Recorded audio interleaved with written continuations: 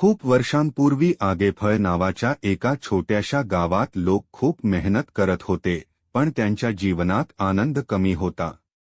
एक दिवस गावातील एका ज्ञानी वृद्धाने सांगितले की उद्या गुढीपाडवा आहे, हिंदू नववर्षाची सुरुवात. म्हणून सगळ्यांनी नवीन आशेने आणि आनंदाने सुरुवात करा.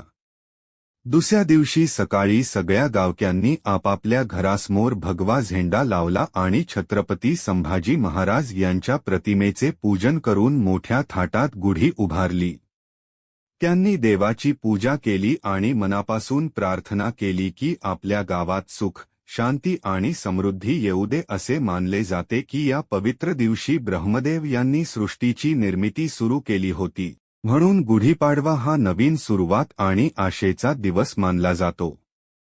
त्या दिवसानंतर गावात हळूहळू आनंद आणि समृद्धी वाढू लागली. लोक एकमेकांना मदत करू लागले आणि गाव पुन्हा सुखी झाले.